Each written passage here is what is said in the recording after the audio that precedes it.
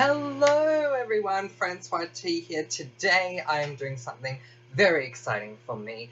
Today I'm going to be talking about my favourite book series and one of my favourite film series, Harry Potter. I love Harry Potter. I could talk about Harry Potter for almost a year, I would say, but I will try very hard to condense it down in this video. Today, we are going to talk about the top 10 reasons why you should read the books as well as watching the films. You're watching, comment below and let me know with Francy. Welcome to Comment Below with Francy. Now, what do I mean when I say you should read the books as well as watch the films? Well, quite simply, I mean that you really should also be reading the books. Watching the films is a great experience, and, you know, as anyone will have you believe, if you need to do a book report for school, one of the easiest ways to do it is to watch the film. Reading the book that a film is based on gives you a much more well-rounded experience anyway. But one of the biggest reasons it gives you a well-rounded experience is because a lot of the time when it comes to any film that is based on a book, films miss a lot of things that could be integral to the plot, and it becomes worse when you have a series of films like Harry Potter. So let's get into those 10 reasons why you should read the book as well as watching the film. Reason number 1 comes from the first book, Harry Potter and the Philosopher's Stone. Well, let's say reason point 5 first of all, and that is within the title of the book. For people in America, this book was released and called Harry Potter and the Sorcerer's Stone. In everywhere else, it was referred to as Harry Potter and the Philosopher's Stone. Number 1. Let's begin with the very first book of the series, Harry Potter and the Philosopher's Stone. Or let's start with point 5, which is the title of this book. In America, this book was released as Harry Potter and the Sorcerer's Stone.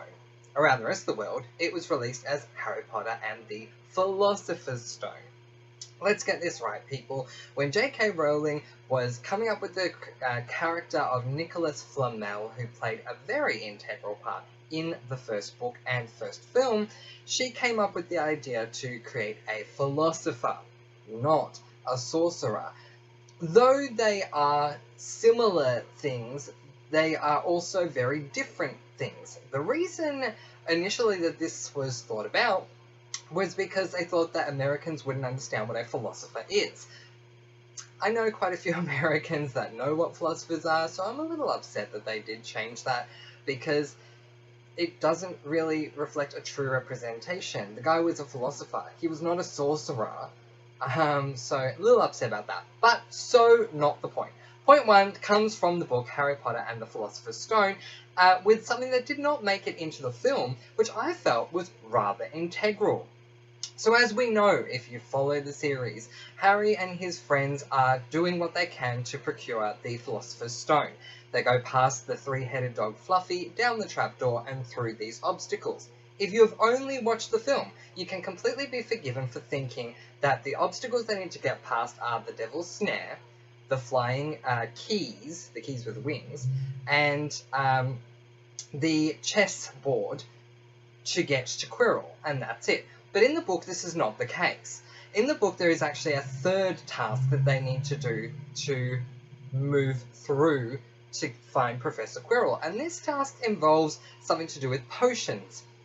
There is a table filled with potions on a table in a room, and there's fire in between the entrance that they've just moved through. Sorry, no fire there. There's fire for the exit for the room, but not for the entrance. There's a riddle that goes along with the poem, and you have to try and work out which potion you're going to take, or if you're just going to simply exit the room. Some potions can harm you, some will do nothing, one will allow you to move through the fire. One of the greatest things about this is it's Hermione's time to shine.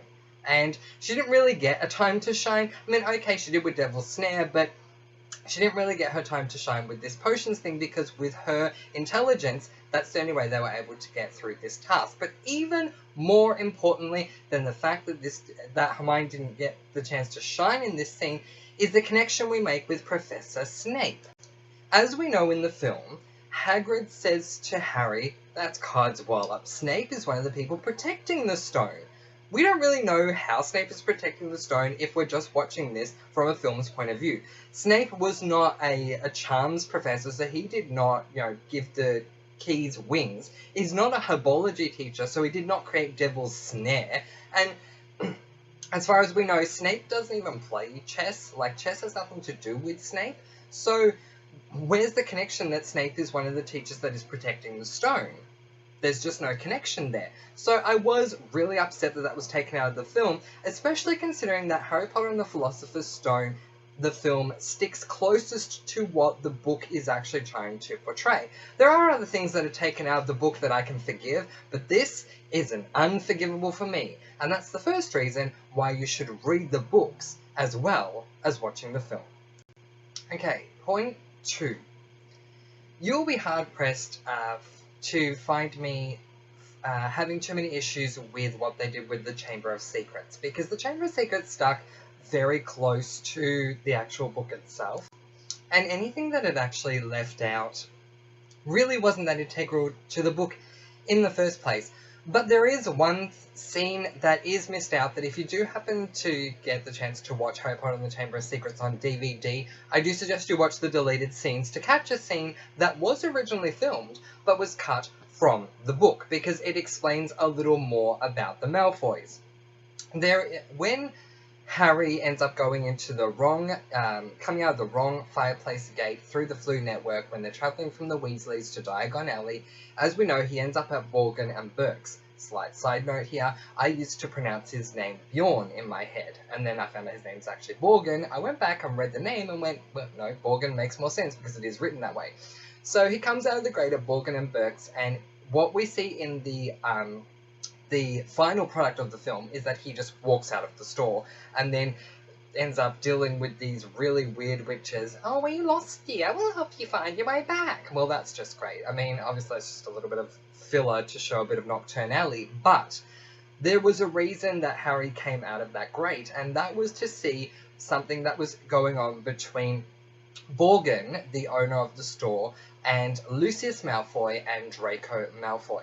I was not upset necessarily at the time when I saw the film, because I didn't realise this had been cut. Back then, my focus was on getting into the chamber, seeing Voldemort's Horcrux for the first time, and other things that we did actually get to experience. Moaning Myrtle, I wanted to see how that would look, and they did a really good job. But Draco and the Malfoys in general, their plotline was shortened compared to what they had in the books, and so you get a more well-rounded feeling in book 1 as well, with the Philosopher's Stone and Chamber of Secrets when it comes to the Malfoys. So in this situation, Lucius is selling some dark products from his home to Borgin, and we find out why in the book. In the deleted scene, they touch upon it a little bit, but it's much more exaggerated in the book.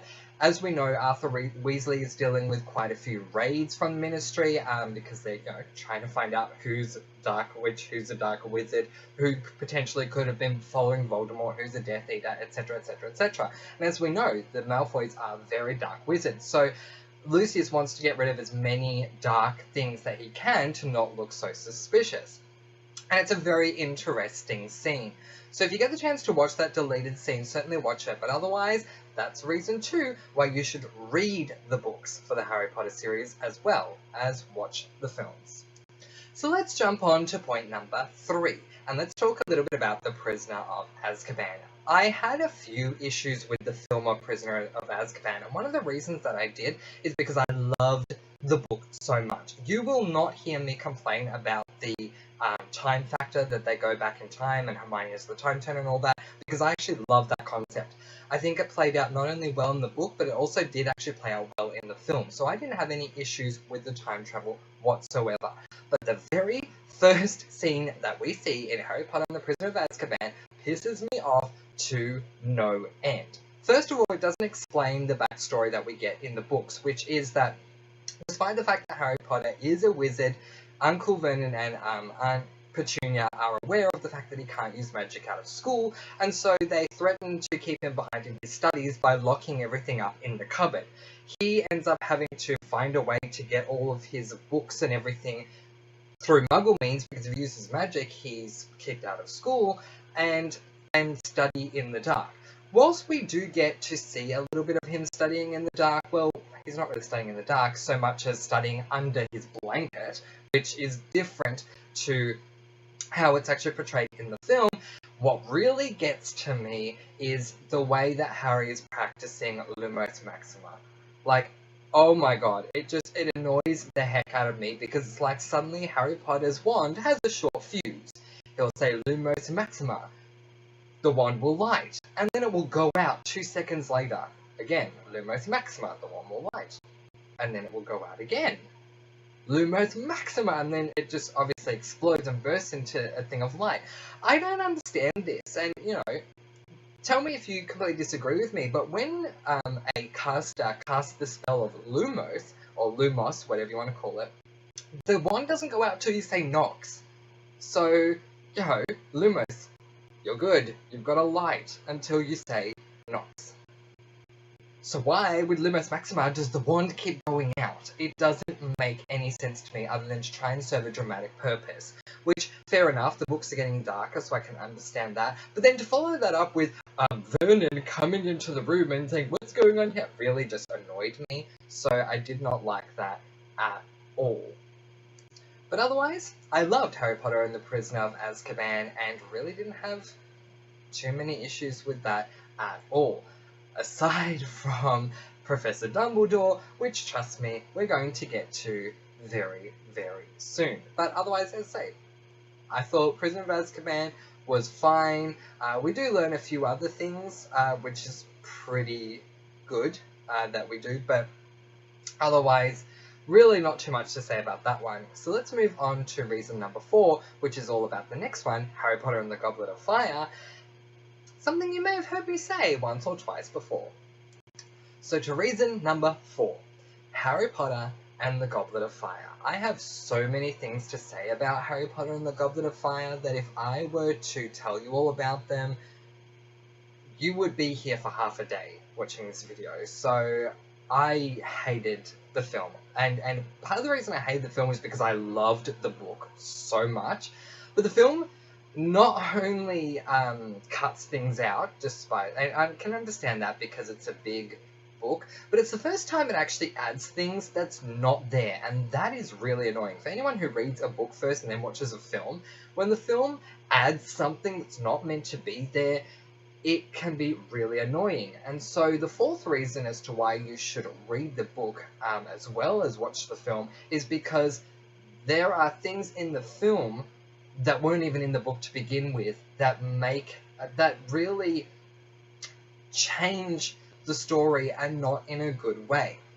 Best example I can give you, I've said this before many times, but I'm going to have to say it again. As we know, Harry's name comes out of the Goblet of Fire. It shouldn't come out of the Goblet of Fire, but as we end up working out by the end of the book and the film, it was Barty Crouch Jr. who ended up putting his name in the fire in the first place. In the book, when Dumbledore approaches Harry, he kindly asks if Harry has put his name into the goblet, because he's concerned for Harry. It's not about how did Harry hoodwink the goblet, but more about, oh my gosh, like Harry could actually die here. It was not intended for him. The age limit was raised because this is too dangerous for people of his age. He doesn't know enough. So he's sort of feeling really bad for Harry, going, look, Harry, did you put your name in? In the film, Michael Gambon, who really is a reason in and of himself to read the books, because Oh my god, I'm so sad. I was so upset when the first Dumbledore died because the second Dumbledore really sucked. Um, Michael Gambon instead decides, instead of saying, Harry, did you put your name in the Goblet of Fire? To mishmash a couple of words together in a very angry tone and say, Harry, did you put your name in the Goblet of Fire? And it's very confronting and it's not meant to be.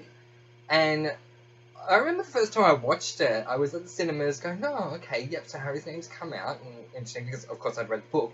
And then we said, Harry, put your name in the Goblet of Fire. I'm like, ooh, where did that come from?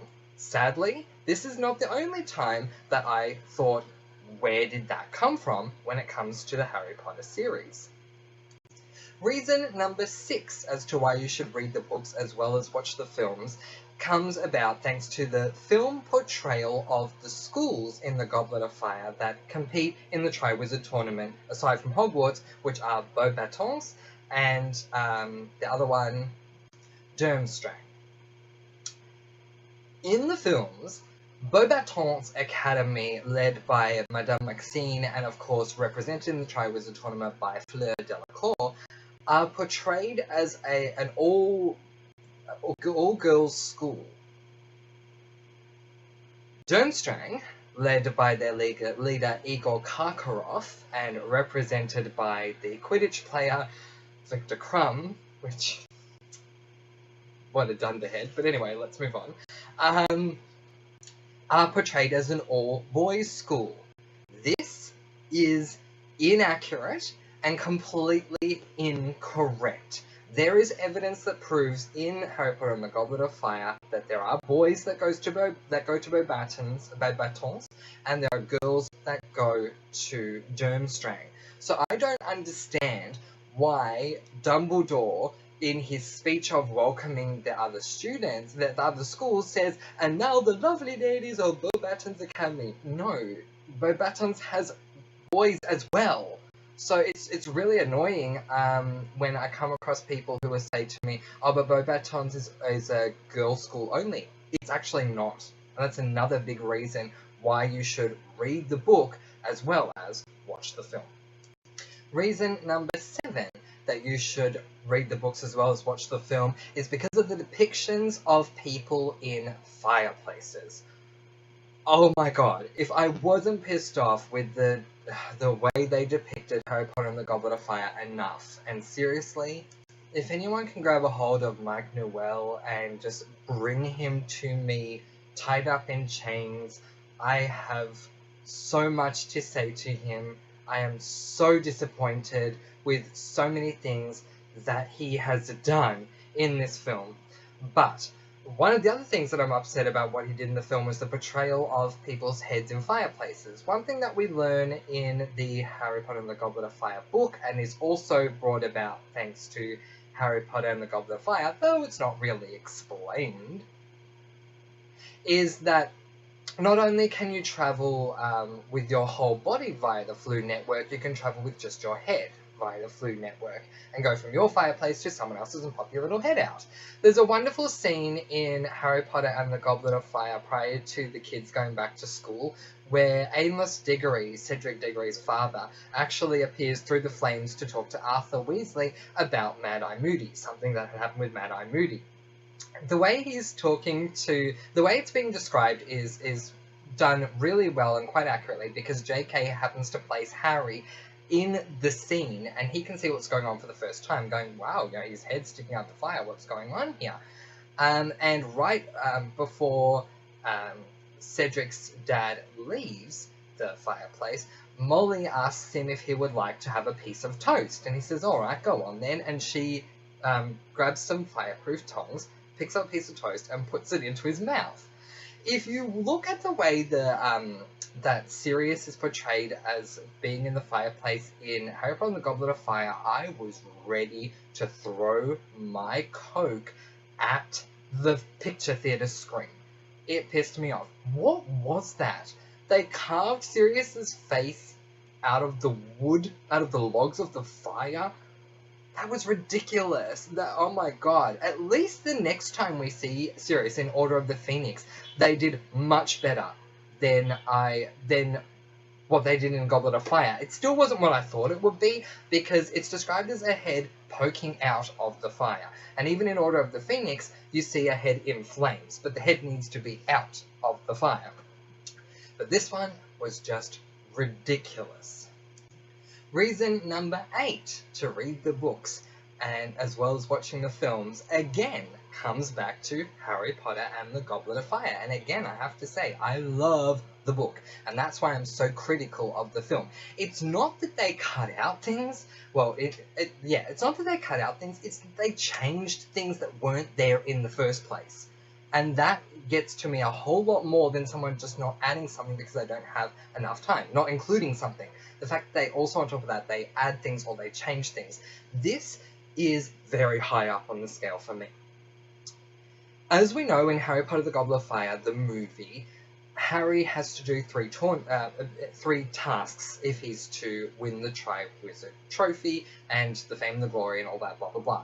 The second task that he is meant to be involved in involves him going underwater to retrieve a possession that he loves, which ends up being... is it Ron? Yeah, it ends up being Ron. I get confused because Ron and Hermione are both involved in the scene. It ends up being Ron.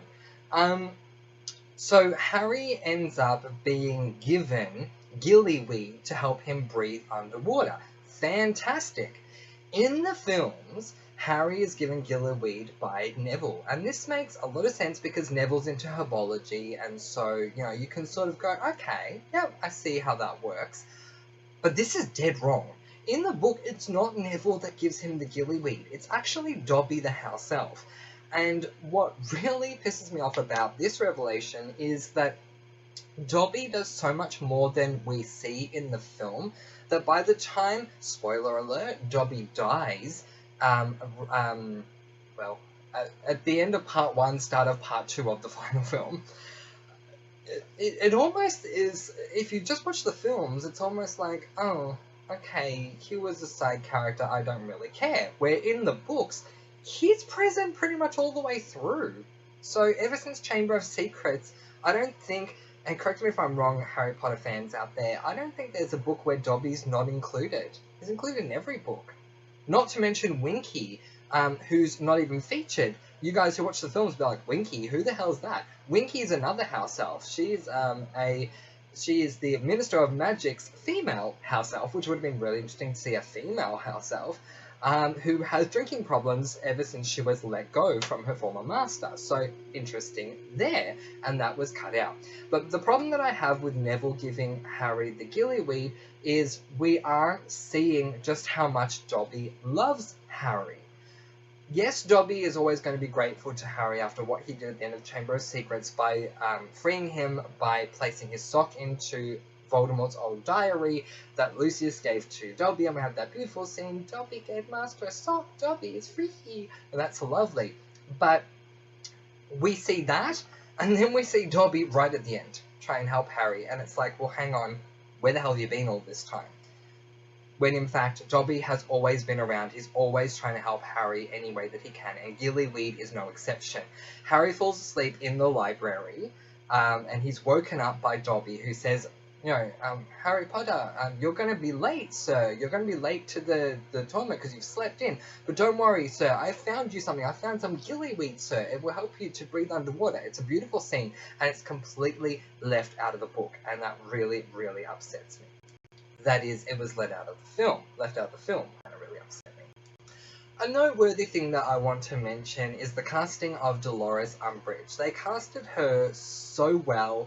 I think she did an amazing job.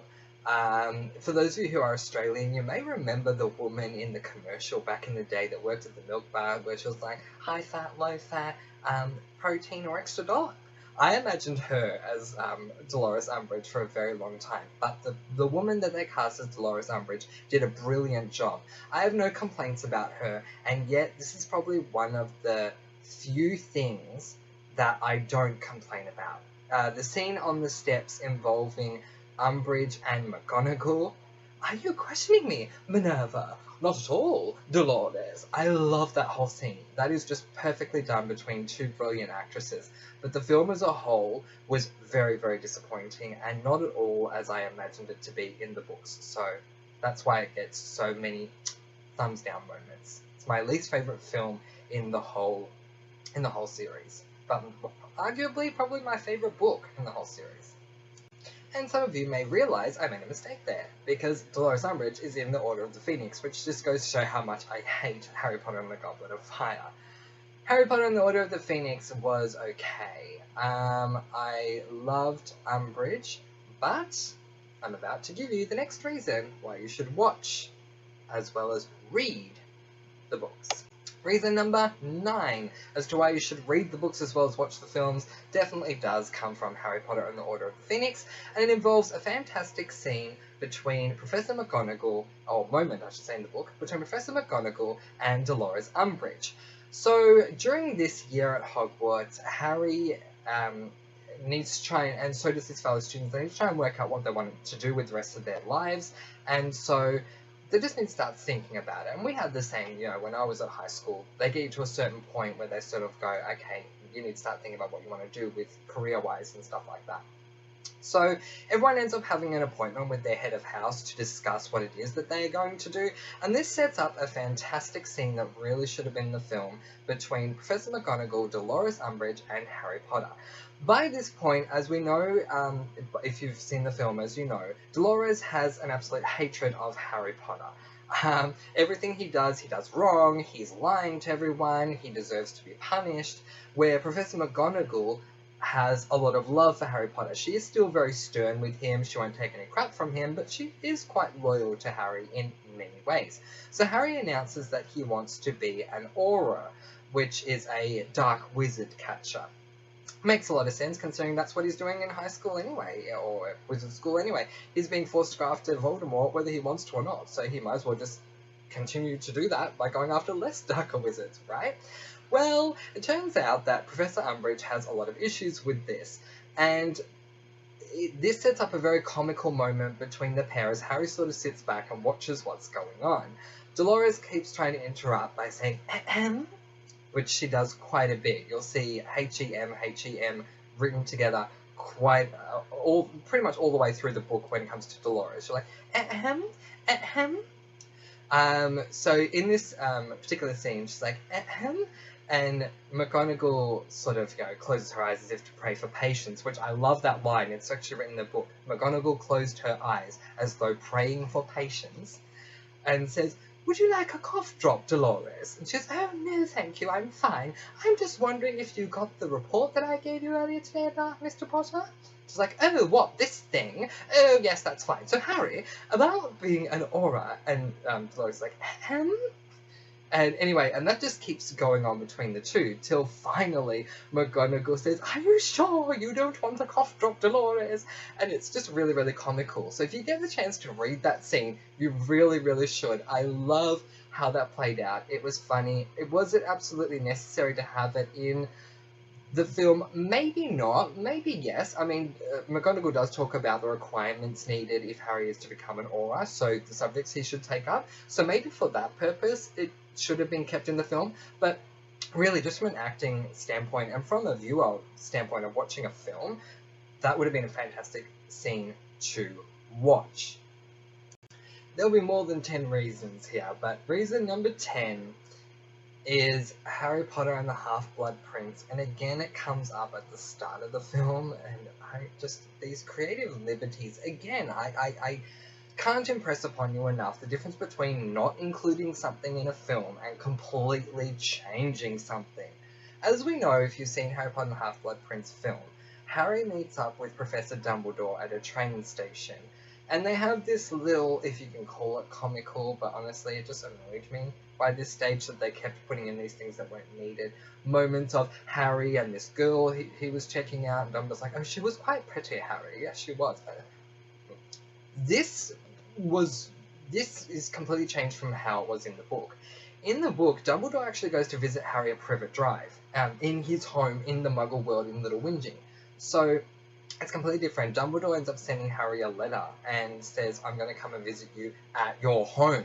It makes for a very intriguing scene when this happens, and then Dumbledore ends up taking Harry to the Burrow, and that's all really, really well done. In the film, again, these people decide that comical aspects are meant to serve as better things than, you know, actually sticking with what the plan is and prioritizing with comedy.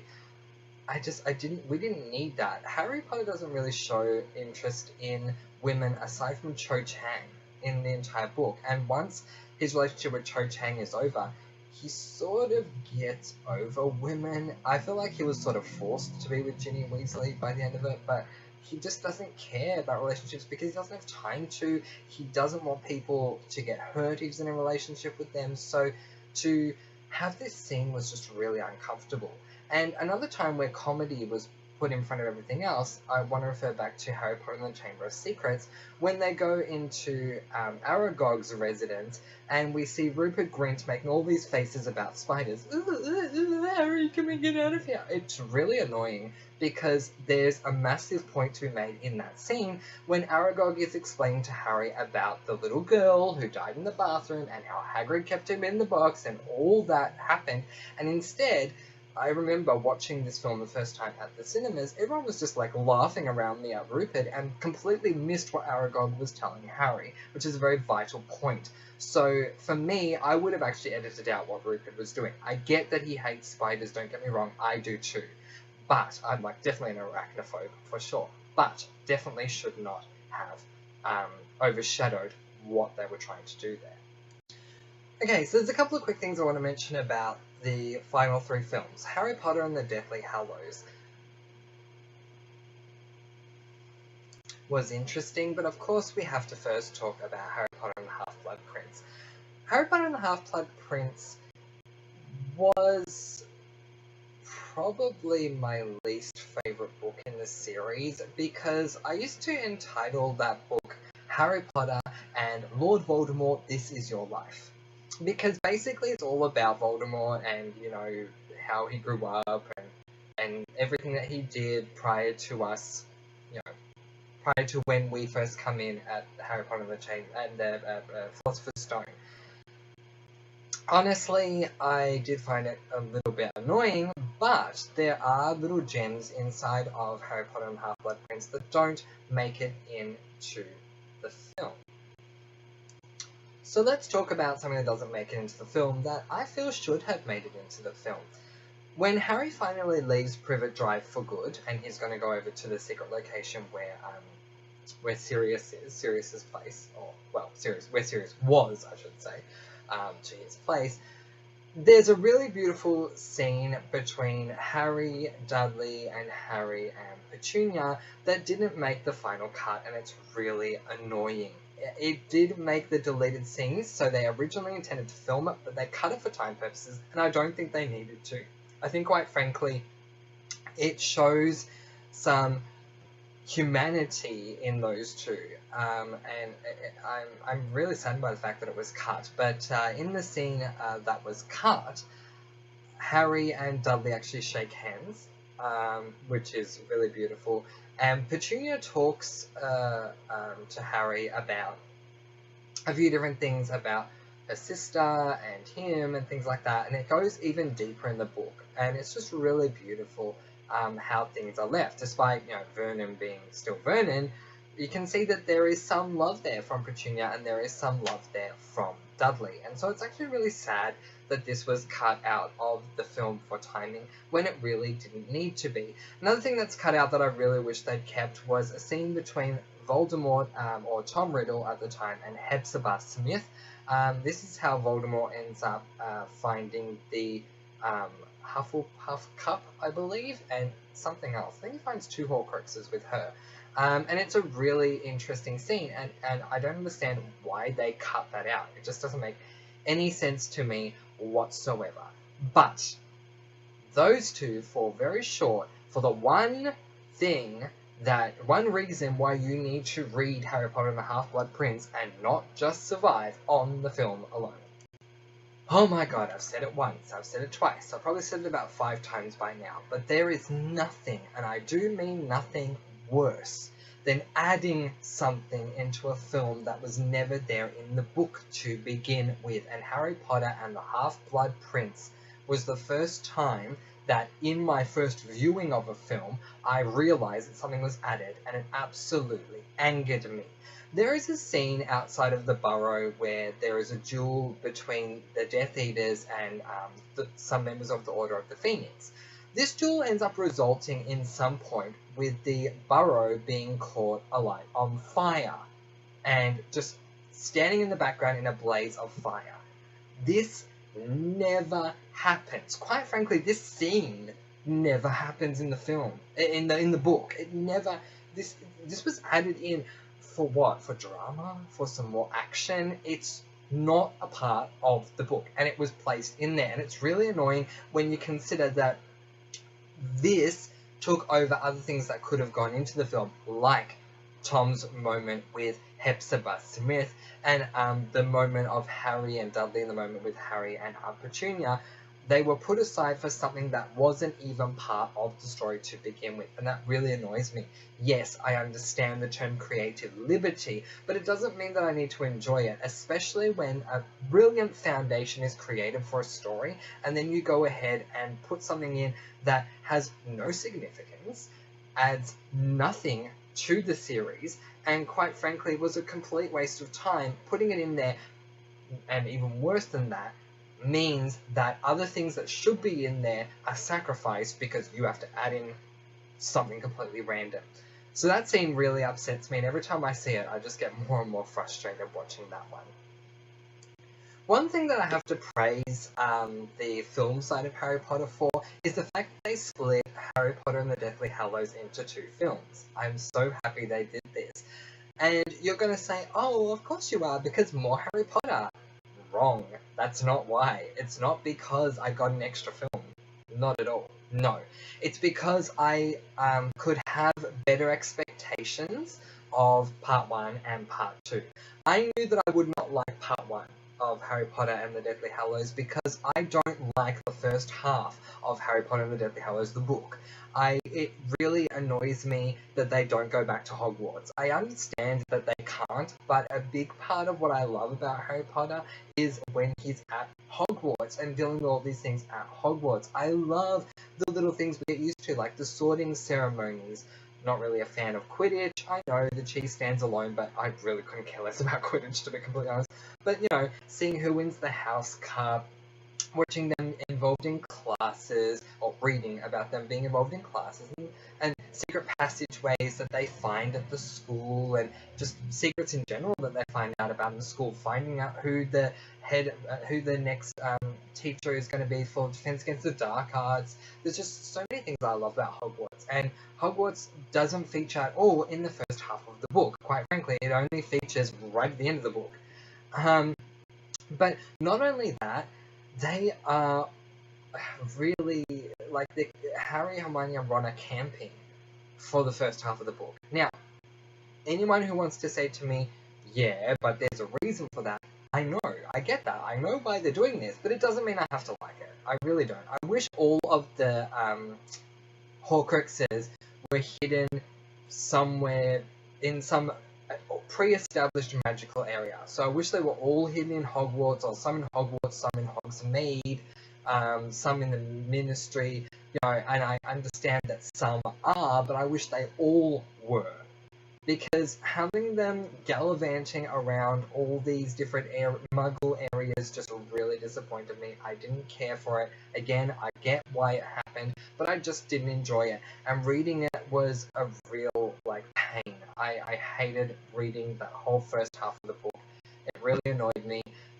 So it took me quite a long time to get through because I just wasn't motivated to read it. Where by the time I got to the second part of the book, and I love how the first part 1 ends, because part 1 ends with Voldemort getting the Elder Wand. Brilliant. You know you're going to be set up for a massive finale, and the second film did not disappoint at all. It was wonderful, with one exception, and we are going to get to the ultimate reason. This is the last reason, and I've saved it for last because it is the ultimate reason. We're going to get now to the ultimate reason why you should read the books as well as watch the Harry Potter films, and it comes right towards the end of Harry Potter and the Deathly Hallows, and if we're looking at the movies, Harry Potter and the Deathly Hallows Part 2. So, as we, reading the Harry Potter series, thanks to Sybil Trelawney and thanks to Voldemort deciding that her prophecy refers to Harry rather than Neville, Harry is destined to fight Voldemort because neither can live while the other survives, and we know that we're building up, regardless of what's going to happen throughout the series, that we're building up to an ultimate battle between Voldemort and Harry. And every single book reveals more and more and more as to why, and by the time we get to the end of Half-Blood Prince, Dumbledore literally confirms to Harry in the book, I don't know if he does in the film, but definitely in the book, yeah, like, one of you will have to kill the other. Like, there's just no other way. This has to happen.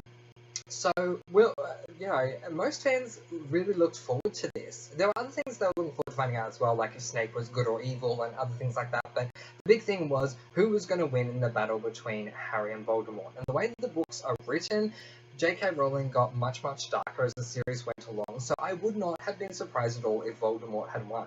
I honestly would not have been surprised. So I was legitimately wondering how this was going to go, and I couldn't wait to get to that final battle. In the book, it was done really, really well. And I was so proud and so happy and just couldn't believe that the book was over by the time I got to the end. In the film, it is done terribly. And specifically, I mean Voldemort's demise was done terribly. So they finally decide to throw curses at each other with Voldemort once again, choosing to use Avada Kedavra, which honestly, I mean, I get that it's a killing curse, but dude, you've tried this many times with no success, why are you doing it again? And Harry, dude, you've never used Avada Kedavra, you really should, using what was it, Expelliarmus, which, oh my god, really? And Harry ends up winning, he ends up claiming the wand from Voldemort, and then Voldemort turns into a pile of floating cornflakes. Because he was made of cornflakes all this time. So, yeah, cornflakes. No. It was so anticlimactic, and it was not worthy of the good films in this series. It really wasn't. They should have spent all their money on that moment of Voldemort's demise, because it was the biggest moment in the film, and it is really anticlimactic. You're like, oh yay, Harry's got the wand, and you're turning into cornflakes. Okay, this does not happen at all. Quite frankly, in the film, Harry and Voldemort face each other alone. In the book, they don't. In the book, they're actually in the Great Hall together, and they face each other surrounded by everyone else who is in the hall. And Harry taunts Tom, and Tom taunts Harry for quite a while. And then ultimately, Harry does end up killing Voldemort, and Voldemort falls to the ground, and it's over. Now, okay, if the series had decided to take a creative liberty and sort of like blown Voldemort up, sort of like Piper does with Demons and Charmed, I would have gone for that. Like, big ball of fire, and, he's gone. I would have gone for that. But cornflakes? Really? Cornflakes? I'm sorry. Like, what is this teaching people? If you decide that you want to, create Horcruxes and split your soul into 7 pieces, that when you die, you'll die in the formation of cornflakes. Like, it's just really getting to me. Where, in the book, he dies a normal, almost like a mortal death. If not for the wands, it seems mortalish. He falls to the ground, lifeless and dead. So, there you go. And there's so much more to learn as well. For example, the Elder Wand, at the end of part 2 in the film, Harry snaps it, throws it over the edge. That doesn't happen in the book. What happens is so much better, because it's more well thought out than what they did in the film, which is like, oh, we don't want this happening again, we'll snap it, okay, the wand's gone and no one can deal with it anymore. Harry actually came up with a much better idea in the books, which was to leave the wand with Dumbledore. He was the true owner of the wand, and provided he never used the wand again, he could never be defeated with that wand, and therefore no one else could own it, and therefore the power of the Elder Wand would die in Dumbledore's tomb. So it was just really thought out really well. Anyway, this video has gone on far too long, but I'm sure if you're a Harry Potter fan, you've stuck around to the end, and I very much appreciate that. If there's anything you'd like to leave below between the differences between the books and the films and why people should be reading the books as well as the films, certainly feel free to leave them below. I can't wait to get involved in a great discussion about this. Harry Potter is something that I'm so thankful that I'm alive for and that I was able to read the series and watch the films, even in spite of its mistakes. It's an amazing world, and a world that continues to this day if you go to pottermore.com, a website created by J.K. Rowling herself, who still continues to add things to this day about the Harry Potter world that we didn't even know. So thank you very much to JK, thank you to everyone who's been watching this video, and if you are a Harry Potter fan, let your Harry Potter-ness continue to shine, because it is amazing, and it is something that I hope that we talk about till the end of time. But until my next video, I am Francy. You've been watching, comment below and let me know, and whether you are a Gryffindor, a Hufflepuff, a Ravenclaw or a Slytherin, don't forget to sing! Welcome! Welcome to comment below with Francy.